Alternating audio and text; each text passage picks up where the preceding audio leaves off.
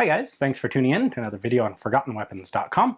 I'm Ian McCullum, and today we are taking a look at a grenade-launching version of the French MAS-36 bolt-action rifle. Specifically, this is the MAS-36 LG48. That LG stands for lance-grenade, which is grenade throwing. Fairly straightforward there. Now, the French had adopted the MAS-36 as basically an auxiliary rear line, rear echelon sort of support rifle, and it wasn't anticipated that it would be used in a whole lot of frontline combat. However, this very quickly turned out to not be the case. So the rifle was, of course, one of the main elements of French infantry armament during the Battle of France in 1940. It continued to be used by the Free French during the war and then after the liberation of France until VE Day. And then the MAS-36 would turn out to be used in substantial numbers after World War II in the Indochina War and the Algerian War. Now, as this started to happen, really during World War II, it became clear that they wanted some sort of good grenade launching capability from the MAS-36. The French started using rifle grenades in World War I and discovered that they really liked them. The rifle grenade was a way to give an explosive support type of firepower to every soldier in a unit, or virtually every soldier. So in World War I, this had been based on the VB launcher, which just mounted onto the muzzle of a standard rifle, and then anyone could launch rifle grenades. Well, they experimented with that with the MAS-36, but what they ended up deciding to do was make a different version of the rifle, just slightly different, that could launch grenades, but without the extra weight of having this separate device that you had to carry around and then mount on the gun and take off the gun. So the difference between this and a standard MAS-36 really is nothing but this nose cap up here. That nose cap includes a sleeve over the barrel that allows you to set range for a grenade, and this flip-up grenade launching sight. I have it flipped up because it looks more interesting that way, but you would normally carry the rifle with it down like that. So these grenades, this was designed for the contemporary model 1948 grenade, which is basically the same explosive grenade that was used for the model 1937 light mortar. It was a 50 millimeter charge, 50 millimeter in diameter projectile, and what they did was they fit a different tail assembly on it so that you could slide it over the muzzle of a MAS-36 rifle. Then you slide this over, you set your range based on this slider, so I'll show you this up close in a moment, but basically this determines how far on the barrel the grenade sits, which determines how much pressure actually throws it off the rifle, which determines its range.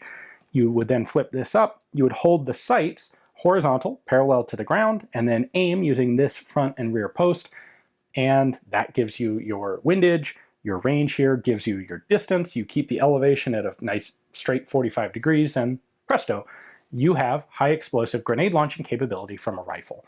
And this allows the infantry team itself to have this support firepower instead of having to call on a mortar team or have someone carrying around a rocket launcher like a bazooka.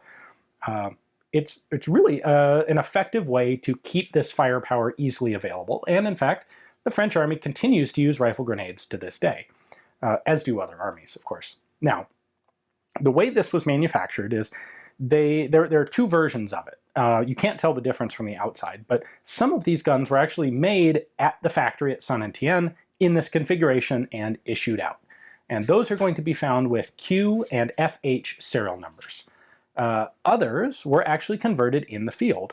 Because this is such a simple conversion, and the French military really likes the idea of conversion kits for guns, all the way back to the RSC 1917 semi-auto rifle was actually marketed to the French army as a semi-automatic conversion of the Lebel, which isn't really quite true, but that was the basis for it. Anyway, they issued out kits of these nose caps to troops in the field, and an armorer could convert a regular MAS-36 into a grenade launching rifle. And so a lot of the rifles were converted in the field like that. And so the field conversion units can be any serial number. What's interesting is none of these were actually marked LG48. If you see one that is, it's a fake rifle, because these are actually a pretty rare version of the gun. Now, anyway, let me show you the details of this, and I'll show you the markings on this one as well, just so you can see. So as with a standard MAS-36, we have all of our manufacturing marks here on the side. It's a little hard to read, but this is actually an N block. Remember, these letter prefixes are this script font that can be a little difficult to read until you get used to it. So this is 84,000 in the N block, which would put its production at about 1948. So in theory, that fits the time frame. However, that was earlier than these guns were being produced at the factory. This is a field conversion LG48. Now, if you watched my previous video on the standard pattern of the MAS-36, you'll recognize that this is the post-war style of rear sight. We have the post-war stamped floor plate here. However, when we get to the front, we have the big vertical sight protector ears of the pre-war version of the gun. What's the deal with that? Well, the answer is because they are adding this grenade launcher sight and this elevation dial, because they're adding all this stuff to the front sight, they actually kind of have to use a milled nose cap, because the stamped one just doesn't give them any good way to attach this extra mechanical stuff. So for that reason, the LG48s and actually the 3651s, which would come later, we'll get to those in another video, these rifles have an early pattern of milled front nose cap. Now our range slider is right here, and we have this knurled wheel that I can use to thread it in and out. And what you do to pick your range is just line up the number with the front edge right here. So that setting is at 14. These are in decameters, so that would be 140 meters. Your total, your options for range on these grenades go from 260 meters at the longest down to 80 meters at the shortest. And you can see here, if you set that to 80 meters, there's only this little tiny bit of barrel that the grenade's actually sitting on. So it only gets a little bit of a push before it's off the barrel and no longer being accelerated, hence a very short range. If we slide this all the way back down, then we have the grenade accelerating on the barrel for a much longer time, getting a higher velocity, and thus flying a lot farther. Now, that being said, all of your aiming is done with this sight. You lift it up in this position, and you have two notches back here, which act as a rear sight. One little notch in the front acts as your front sight, and that's how you aim the thing. You would hold the gun so that that launcher sight, parallel to the ground like that, get your sight picture. You don't fire this off the shoulder, and these were not designed for direct fire. This is only indirect, where you're lobbing the grenade up above line of sight and then back down. The later grenade launcher would in fact have a direct fire capability, but not the LG48. And that's pretty much all there is to the mechanics. Everything else on this rifle is standard MAS-36. There is one additional marking here. Let me show you that. That little mark is a cedar tree on the receiver ring, and that indicates ownership by Lebanon. So I'll touch on that in just a minute, but I wanted to show you the mark while we have it here. The LG48 was actually only produced for a few years, and that's why you have this very narrow range of serial blocks where they're found. The thing is, in 1951, the French adopted or standardized on a new version of grenade launcher, the MAS-36/51. And the change was because they were now going to start using NATO standard grenade sizes, and that made a lot of logistical sense. There wasn't anything actually wrong with this system, but the logistics of adopting a NATO standard really made the argument for changing.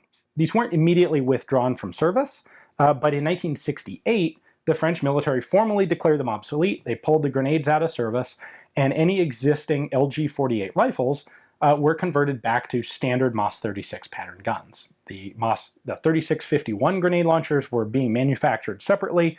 They have their own serial number ranges. And once one of these was converted back to a standard pattern rifle, it was really indistinguishable from a gun that had come out of the factory as a standard MAS-36. Since there are no difference to the markings, you really can't tell the difference.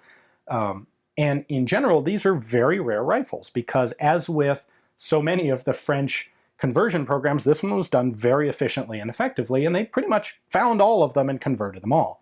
The exception, and where guns like this particular one come from, are those countries that France provided rifles to as military assistance. In this case, Lebanon. But they also provided these guns to South Vietnam, to several other African countries. France had a colonial relationship with a lot of North African nations. And so a lot of countries ended up with MAS-36s.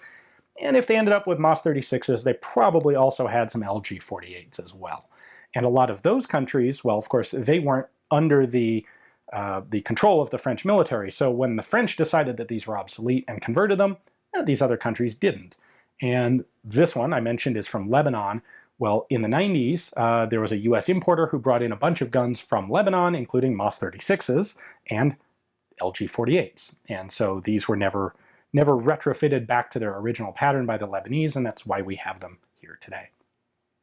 Anyway, pretty cool to find one of these around. If you see one, make a point to snag it, because they are actually relatively rare guns, rarer than their commonality in the United States might lead you to believe. Now, if you enjoy seeing this sort of video on the internets, please do consider checking out my Patreon page. It's support from viewers like you there that make it possible for me to do this.